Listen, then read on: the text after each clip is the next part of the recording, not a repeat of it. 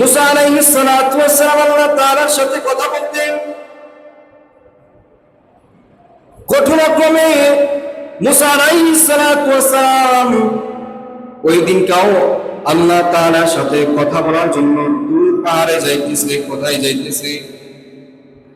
আল্লাহ তাআলার সাথে মুসা আলাইহিস সালাতু ওয়াস সালাম যেই স্থানে যেই জায়গার মধ্যে কথা বলতেন সেটা হচ্ছে তুর পাহাড়ে, তুয়া নামক স্থানে হযরত মুসা আলাইহিস সালাতু ওয়াস সালাম আল্লাহ তাআলার সাথে কথা বলতেন। মুসা আলাইহিস সালাতু ওয়াস সালাম আল্লাহ তাআলার সাথে কথা বলার জন্য তুর পাহাড়ের দিকে রওনা হয়েছেন। পথিমধ্যেই এক ব্যক্তির সাথে দেখা হয়ে গেল। মুসা আলাইহিস সালাতু ওয়াস সালামকে ওই লোক ডাকিয়া বলে, ও আল্লাহর পয়গম্বর, ও আল্লাহর পয়গম্বর, তোমার কাছে একটা বিষয় জানার আছে। তুমি তো আল্লাহ তাআলার কাছে কথা বলার জন্য যাইতেছ, আল্লাহ তাআলার সাথে কথা বলার জন্য তুর পাহাড়ে যাইতেছ। তোমার আল্লাহরে জিগাইবা, আল্লাহরে জিগাইবা, আমার একটা প্রশ্নের উত্তর তুমি জিগায় নিয়ে আসবা। লোকটা এই কথা বলার পর নিজের প্রশ্নগুলো বলতে লাগলেন।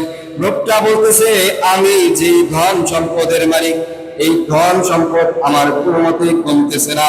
কিভাবে আমার এই ধন সম্পদ কমবে তুমি একটু আল্লাহ তাআলার জিজ্ঞাসা করে আসবা। মুসা আলাইহিস সালাতু ওয়াস সালাম তার কাছ থেকে বিদায় নিয়ে আবার সামনের দিকে রওনা হয়েছেন। হওয়ার পর মুসা আলাইহিস সালাতু ওয়াস সালাম সামনের দিকে অগ্রসর হয়ে যায়। পথিমধ্যে আরেক ব্যক্তির সাথে দেখা হয়েছে। দেখা হওয়ার পর এমন ব্যক্তি রাখিয়া বলে, ও মুসা, তুমি তো আল্লাহ তাআলার সাথে কথা বলার জন্য তুর পাহাড়ে যাইতেছ, তোমার সাথে আমার কিছু কথা আছে। কি কথা বলো? বলতেছে, আমি গরিব লোক, আমি খুব গরিব ক্ষুধার্ত, আমি এর থেকে কিভাবে মুক্তি পাবো? তুমি তো আল্লাহ তাআলার সাথে কথা বলার জন্য যাইতেছ, তুমি আল্লাহ তাআলাকে একটু জিজ্ঞাসা করবা, আমি এর থেকে কিভাবে মুক্তি পাবো তুমি জিজ্ঞাসা করে আসবা।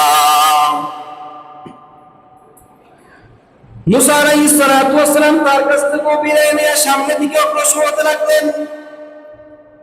যখন সামনের দিকে অগ্রসর হইতে হইতে এমন সময় আরেক ব্যক্তির সাথে দেখা হয়ে গেল। ওই ব্যক্তি মুসা আলাইহিস সালাতু ওয়াস সালামকে ডাকিয়া বলে, ও পয়গম্বর, ও আল্লাহ তাআলার নবী, তুমি তো আল্লাহ তাআলার সাথে কথা বলার জন্য যাইতেছ, আল্লাহ তাআলাকে আমার পক্ষ হয়ে তুমি একটা কথা জিজ্ঞাসা করবা। ওই লোকটা ছিল এমন লোক, তার হাত পা কোনো কিছুই ছিল না, বিকলাঙ্গ অবস্থায় জমিনে পড়েছিল।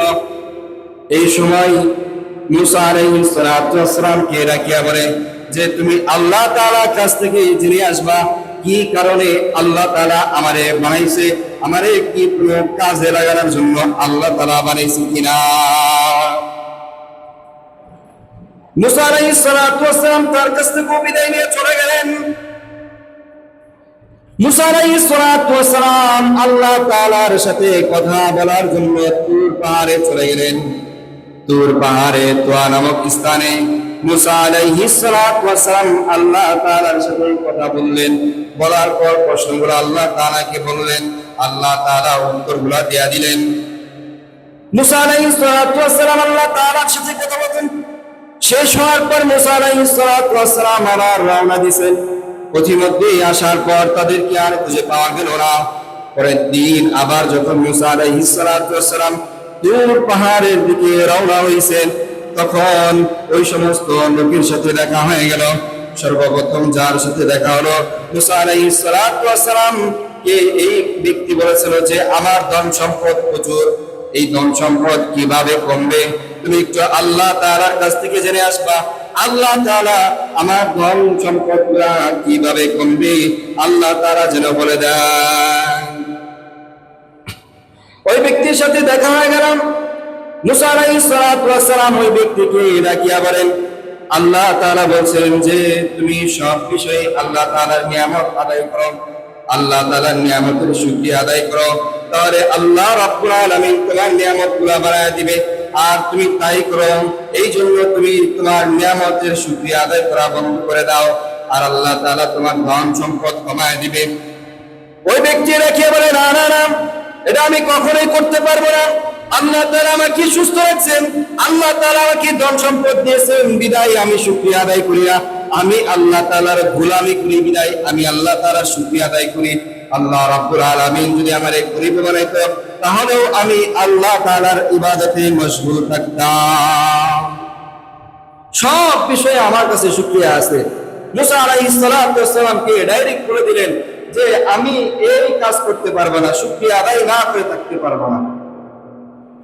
বললো আচ্ছা ঠিক আছে, তুমি তোমার কাজ করতে থাকো। মুসা আলাইহিস সালাতু ওয়াস সালাম ওই লোকের কাছ থেকে বিদায় নিয়ে সামনে দিকে অগ্রসর হইলেন। হওয়ার পর ওই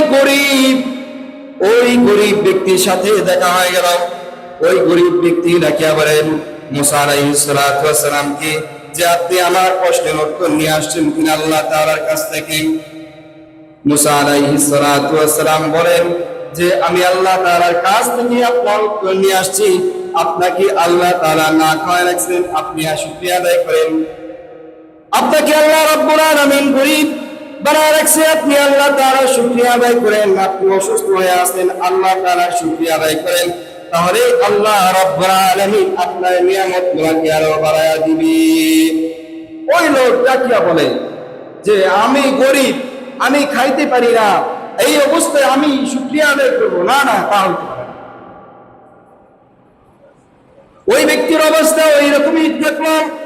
মুসা আলাইহিস সালাতু ওয়াস সালাম তার কাছ থেকে বিদায় নিয়ে দূর পাহাড় দিকে রওনা হয়েছেন। প্রতিমধ্যে ওই যে বিকলাঙ্গ অবস্থায় এক ব্যক্তি প্রশ্ন করেছিল, তার প্রশ্নের উত্তর মুসা আলাইহিস সালাতু ওয়াস সালাম তার কাছে যা জিজ্ঞাসা করেন, তার কাছে যা বলেন যে আল্লাহ রাব্বুল আলামিনকে জিজ্ঞাসা করেছিলাম তোমাকে কি অনর্থক বানাইছে কিনা?